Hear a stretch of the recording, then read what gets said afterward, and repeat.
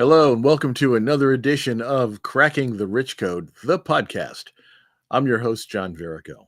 I'm really excited today. I know I get excited about all these episodes, but this is the first time I'm interviewing somebody who's in one of the future editions of Cracking the Rich Code. And as of this recording, this book is not even on the street yet, and it's volume 18.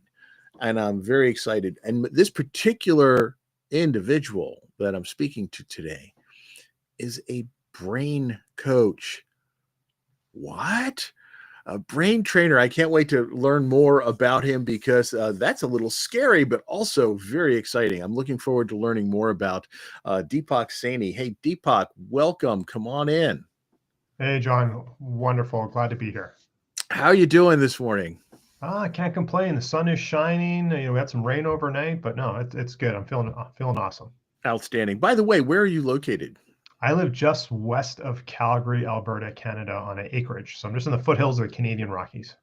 Now, you don't have a Canadian accent. I kept waiting to hear like a boot and all, that kind of stuff. Maybe it'll come out. I don't know. We'll see. We'll see how it goes. Anyway, well, thanks for joining us today. And your chapter in volume 18 sounds like it's going to be quite exciting. And I want to learn more about it. If I recall, the title that you said is My Greatest Wealth Asset is Being Mobile for My Children. Yeah, so absolutely. Tell us a little bit about, what that means and what you wrote and kind of what brought you there. Yeah, absolutely. So I was always unhealthy as far back as I can remember. Chronic sickness, undiagnosed autoimmune condition. At 17 years old, I was morbidly obese, 100 pounds heavier than I am now. But in 2014, I hurt my back such that I couldn't pick up my children and play with them. My youngest was a baby. I couldn't pick up a 10-pound baby. So I like to say the Western medical system did me no favors. So I had to find alternative means to heal myself. And I won't give too much away unless we want to dig into it, John. But essentially, I did heal myself, healed my back, autoimmune condition into remission. I essentially haven't been sick in 10 years. And the last 60 of the 100 pounds I released just melted away in a matter of months. And that was the impetus and the trigger for me to not only change careers, I'm a CPA by first profession, to change careers into doing what I do now, but also, a complete mindset change from a scarcity mindset to a growth mindset. And that's kind of what led me to being part of this book series. Wow. That sounds like, 100 pounds, to say that you lost 100 pounds. I found them if you want them back. I probably have added them over my years. When I was a tiny kid in high school, I was only 5'3", weighed 110 pounds when I graduated high school. And I'm not that anymore. That's all I'm going to say. But Deepak, I'm not out of shape because round is a shape. Yeah, sure. Round is a shape. Yeah. But probably I want to learn more about what you do because you really, you focus on not just health, but vitality and mental health as well. So let's talk a little bit about kind of what you learned over the years and how you share that. Yeah, absolutely. So again, when I started this journey, I was just trying to heal my back so I could pick up my children. That was my only goal. And, when I was through that period, I couldn't do any of the activities that I couldn't run, I couldn't golf, couldn't pick up my children. It was very painful to get in and out of a chair, which includes the toilet. Putting on your shoes, socks, I just wanted to be able to play with my children, be the dad that I, was before and wanted to be. So I just dug into it. I didn't recognize at the time, but, looking back, I was in depression. I was just trying to figure it out. And as I started to figure things out and do more research and get really steeped into that, again, it kind of led to a career change here. But, there's probably a lot of people who are listening who can identify with, again, I had a corporate job. I was a CPA, just trying to make it to, the end of the day because you're exhausted by 2 p.m. already, right? Or trying to make it to the weekend so you can like sleep in or relax, or that next vacation, or, even that, my life will be better if I get that next promotion or the next raise. Yes. And, that whole cycle, right? And trust me, when you don't have your health. We lock into that, don't we? We You do. know, We I'll do. be happy when. I'll be happy when. I'll be happy Exactly. when I, get this job or this promotion. I'll be happy when I can retire. I'll be happy when I have children. I'll be happy when the kids are finally out of the house. We keep always postponing our happiness, don't we? Right. And a lot of times with that becomes our health as well. And as I, alluded to, I didn't realize it at the time is like our true wealth. It's not what's our bank account, what's in our 401ks or our RSPs here in Canada or whatever else, our real estate portfolio. It is our health and being mobile and being able to do what we want to do and play with our children. And, I have a publicly stated goal to be a centenarian, 100 plus. Now, most people cringe at that because they have this notion of what maybe their parents went through or their grandparents went through.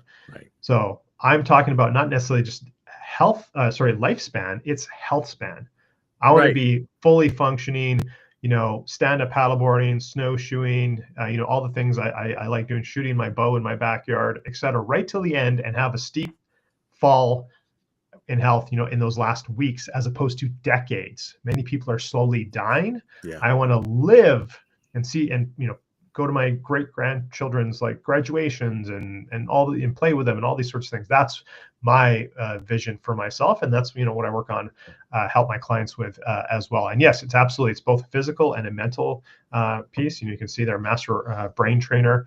I work with people. One of the aspects of working with someone is working with their unconscious mind to release those negative emotions, those limiting beliefs, so that everything we do tactically from a strategic point of view with their nutrition, Right. their movement, anything, the scientific breakthroughs, et cetera, everything's going to work so much better when we're not burdened with those past programming from our childhood or even intergenerational from our parents or our grandparents, et cetera. So that's why I say I call myself a master brain trainer, because we unlock, break those chains, if you will, so that everything we can do go forward works so much more tactically. And this is not only for health; it can be in business or personal life. Everything. It's all related. So, yeah. So there's no mind and there's no physical health and mental health separately. We are one body. It It's all all works one. together. Yeah.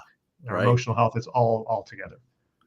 Yeah. The brain, the heart, the gut, all of those pieces are, they all work together. Everything works together. And it's so true. And, you know, I have to admit, I'm still part of the clean plate club. My my grandparents and my parents were adamant about, you finish everything on your plate, whether you think you're full or not. And of course, in the Italian family culture, if you clean your plate completely, it means you want You get more. more. So here's another brick of lasagna, to go through. But and so you have to leave just a little tiny bit on the plate to say that you're done. But that little tiny bit couldn't be vegetables. You have to finish the vegetables. Right.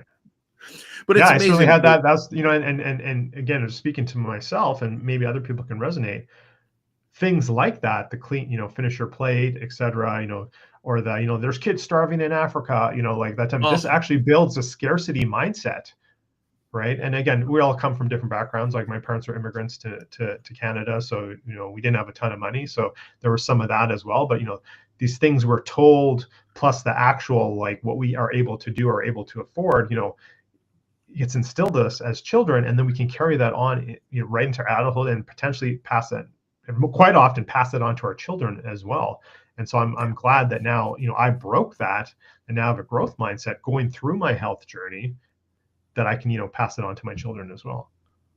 so uh, I'm going to ask this: what are some tips that you can provide to say, how do you change this mindset? And by the way, my grandmother used exactly the same words.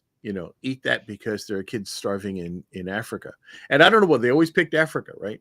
And I guess because there were a lot of those well, when I was growing up, I'm a little older than you are, but there were these commercials, of starving children in Yeah, Africa. I saw those commercials too. Yeah, yeah. And my grandmother used to say, eat, finish that because there are kids starving in Africa. I'm like, well, hey, send the peas to Africa. I don't want to eat them. They'll eat them, but Yeah. I didn't realize, she was actually trying to teach me about gratitude.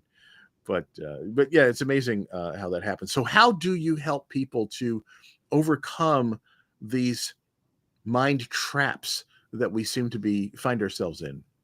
Yeah, absolutely. So again, we have to go really deep in the unconscious mind, right? Most of what we see in society, in the media, even in many coaching programs or things, are all very conscious, right? We're aware of it, and really need to get someone relaxed and really get into their unconscious mind and go back. So I'm a master practitioner in three modalities: timeline therapy, NLP, and hypnosis. So I Wow. always start with timeline therapy, and go back to the first instance when a negative emotion. Let's just pick anger. It's the first one we work on. The first time you felt anger, and again, usually it's at childhood or earlier. And unlike, and don't get me wrong, all therapies, all modalities work, right? But with timeline therapy, you don't have to relive it. You don't have to go over again. You don't have to tell me. I don't need to know what the thing happened was.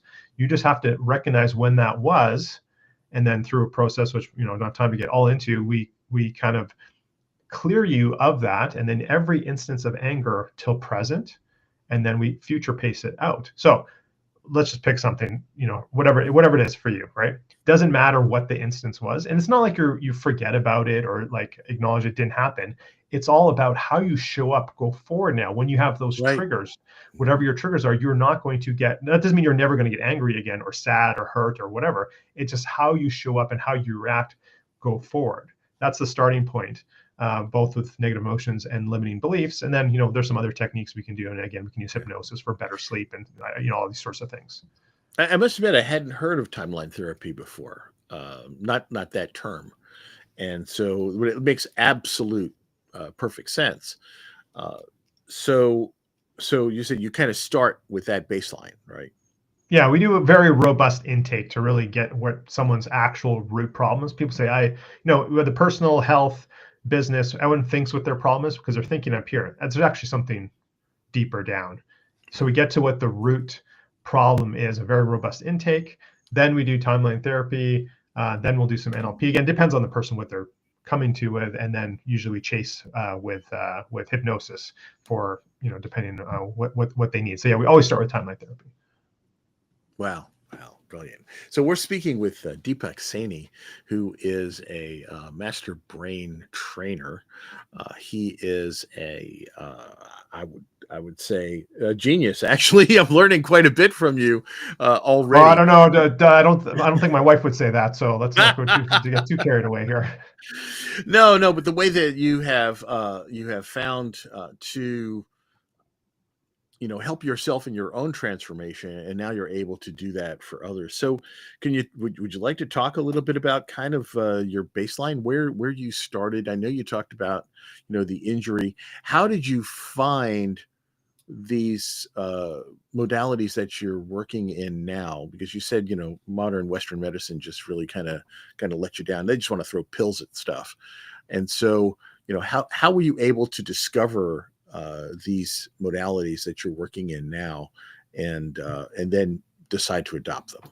Great question. So for me, and it's gonna be different for everyone, and I kind of took maybe the harder, more difficult route. I like to make things hard for myself sometimes.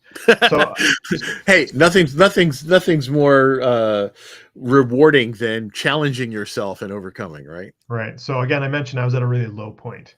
I was fortunate enough, and many people aren't. I was fortunate enough to just have such a strong desire, mission, purpose, North Star, whatever you want to call it, to be able to pick up my children, that I was able to just so determined that I was able to really wrap my arms around that concept and do the hard stuff.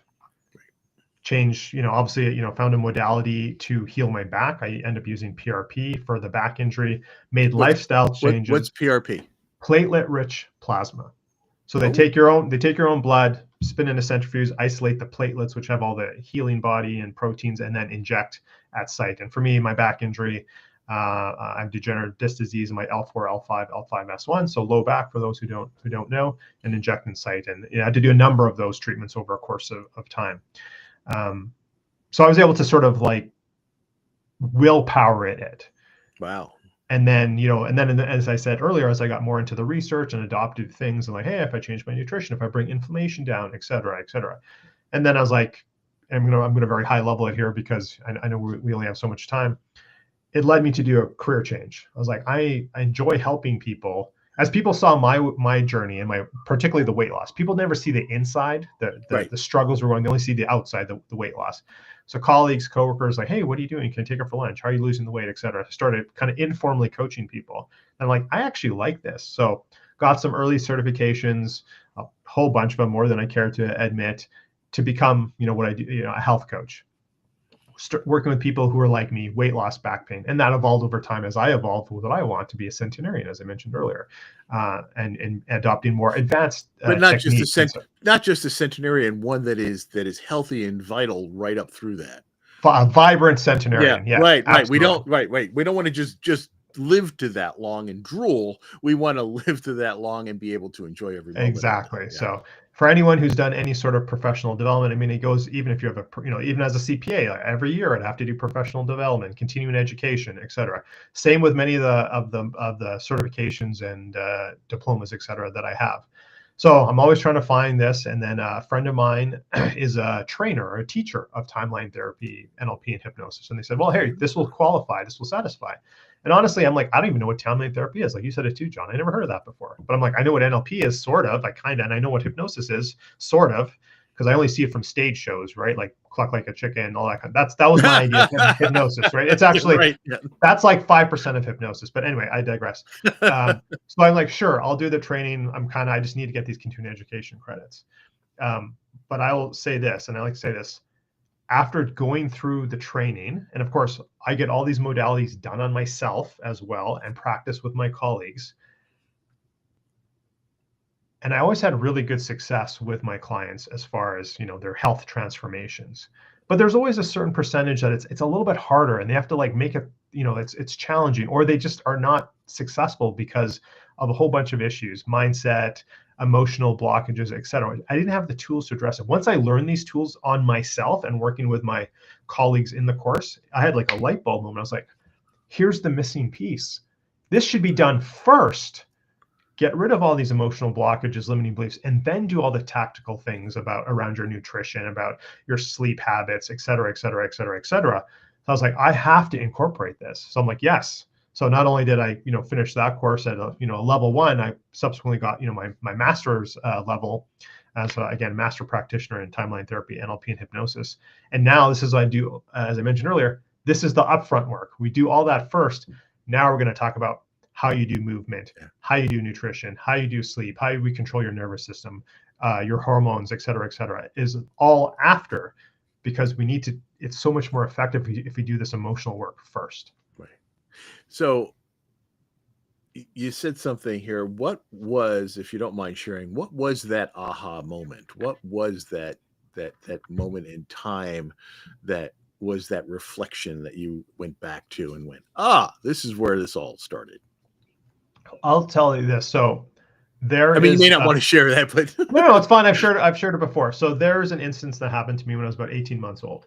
I won't get into super details, but I knew of this instance because I remember people telling me this is what happened. So very consciously doing the work, being the subject in going through the program with my colleagues, all my negative emotions and limiting beliefs all tied to that one instance. Wow. When I was approximately, and I had no idea that's where, all my anger and fear and everything, that was the initial point. Of course, there's events that happened all throughout my life. Sure. I had no idea, and that was like mind blowing to me. I knew this had happened. I don't even remember this. I only know because people had told me consciously, but deep and down inside in my body knew, right? The body keeps the score, right? And once I was able to clear that, I was like, it was just how many people just like know there's something a little bit we don't know, and sometimes it's a known trauma, sometimes it's an unknown trauma, and I use trauma, in a broad term, right? Yep. No, it's perfect. And it was like that was my aha. And I'm like, this is the key. This is the key. This is what's been missing with my clients who are not having the success, or who have success, and then 2 years later, like, why are you back to where you're at? Like, aren't you following the things? Because they fall back into old patterns. Because you can only willpower, discipline only takes you so far, right? If you have these underlying, chains weighing you down. So I was like, no, this has to be the work first before all the other stuff. Yeah, and that's that kind of almost built-in resistance to change that happens with us because we have these triggers that keep bringing us back, and so that we don't evolve, we don't grow. we do for a little while, and then we wind up going back. And I see this a lot with in the medical community, and they asked me to come in and work with them to help identify why they can't get their patients or whatever to change their behaviors. The guy with the coronary condition who keeps going back to smoking or whatever it is. Right. John, can I share a really quick story back to PRP? So they told me up front that low back is a very tricky part of the body, and it might take like 3 or 4 applications. And I was paying all out of pocket for this, and it's not an inexpensive procedure. Mm-hmm. So every 4 to 6 weeks, I'm stretching out to 6 weeks because I'm trying to stretch out my dollars best as possible. Shoulder, knee, ankle, maybe 1 treatment is all is needed to feel better. They told me 3 or 4, end up being 8. But here's the point I want to share. So I'm doing all this research, and I'm going into the 4th one. They've taken my blood. I'm waiting for it to spin. I'm having a chit chat with the doctor, and I was like, hey, I think I'm a pretty smart guy, but I'm not a doctor like you. I'm doing all this research. Does it make sense that if I bring inflammation down systemically in my body, this procedure should work better?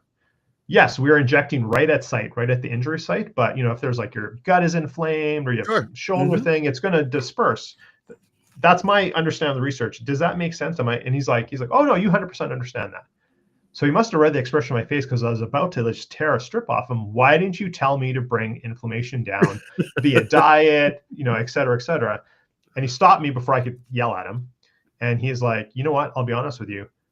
Most people will not change their lifestyle. I kind of just stopped telling them.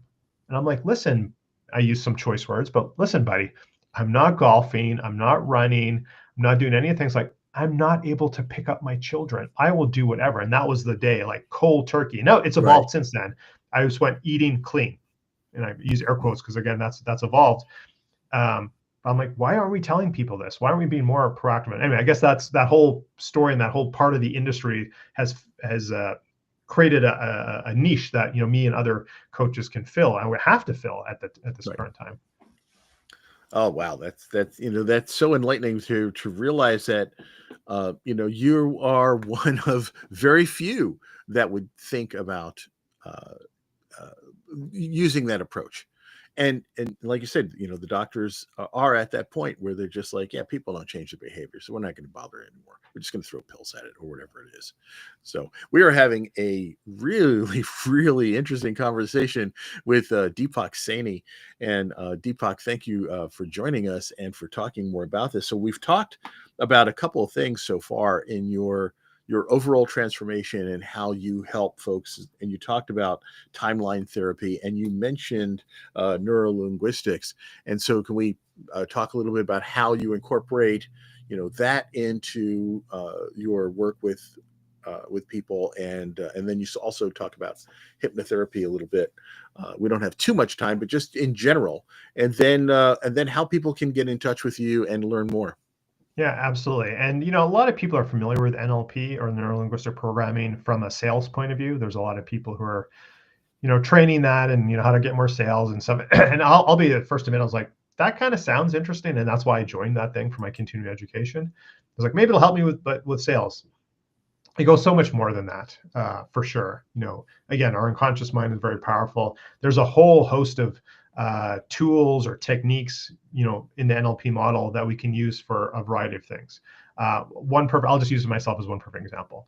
After my transformation, I'd be the person who would have, like a big bowl of apple slices and celery sticks, but I love peanut butter. And I would just I'd have almost as much peanut butter in my bowl as I had apple slices, right? To the point of, and I'm not talking like, the super healthy, your traditional stuff. Oh yeah. Yeah. The good old stuff with the sugar and everything in it. And everything, right? To the point of I'm actually sensitive to peanut butter. And I would eat so much of it, literally make me sick, and I'd feel sick for hours after. I was like, I need to stop this, but I couldn't stop it. So again, using a colleague to do it on me, we did a technique, and I basically associated peanut butter with something that I would never eat. So in my case, just not to be gross, but my dog goes to the bathroom. It kind of looks like peanut butter a little bit. The color, sometimes the consistency. So I made that association in my unconscious mind. And I was very specific, right? It's a very specific brand. I'm visualizing the jar, the color, the logo, like everything to a T. I haven't had peanut butter in, oh God, a year and a half now in that form. Like if somebody gives me a peanut butter cookie, yeah, okay, sure, whatever. Like it's because I'm not having an associate, but that particular brand, everything, like I haven't touched it. Like I got to give it to my kids, or my wife's like, we used to go through a jar of peanut butter a week. Now we, it takes, it's like, yeah, I don't eat peanut butter anymore. So, there's a whole bunch. That's just one example. There's a whole bunch of techniques that we can use depending on what the person comes with. So again, we always start with timeline therapy, negative emotions, limiting beliefs, and then we can choose, depend on what the person, my client's issues are, et cetera. And then again, hypnosis as kind of a chaser, negative vices, vaping, smoking, marijuana, alcohol, deep sleep, like whole sorts of things we can do afterwards as kind of a nice layer on the top. So that's kind of how I blend all the three, sort of always timeline therapy first, NLP next, and then hypnosis kind of at the end. And then sometimes people come just for hypnosis and what have you. But I think across the screen there, we've had my website roll a couple of times, deepaksanihealth.com. I'm on all those social medias. I think we'll have all my links there in the show notes. Yeah, reach out to me. I'd love to connect. On my website, I have a free guide, 7 healthy habits. It's a little ebook you can download for free and learn more about my story and how to incorporate some more healthy habits into your own life as well. So yeah, happy to connect with anyone, and yeah, feel free to join me and my ecosystem. And I put out content every day, and learn as much as you can. Excellent. I know you're on LinkedIn, and your LinkedIn link will be in the show notes when this posts on YouTube and on the Facebook page, the Cracking the Rich Code Facebook page. And you are in volume 18, which I'm looking forward to that coming out in the near future. I can't wait to get it and read more detail about your transformation. And the name of the chapter, My Greatest Wealth Asset is Being Mobile for My Children. And it's just that in itself, just says, this is a personal story of vulnerability and transformation, and I want to get in and read more about it. And so will everybody who watches this episode, I'm pretty sure. But everyone, please, reach out to Deepak at deepaksanihealth.com. Look for that free guide. I'm going to go download it now. And Deepak, thank you so much for your time today and for sharing your story and like I said, I can't wait to read more about it. But also, I think we're going to be talking more because I have a lot to learn from you, and I think so do many people around. Number one, John, thank you for having me on, and for the whole Cracking the Rich Code community for having me on here. I really appreciate that, and yeah, happy to have further conversation with you or anyone else. Again, provide a lot of free content, and and we'll see if whatever that might unfold. Sounds great.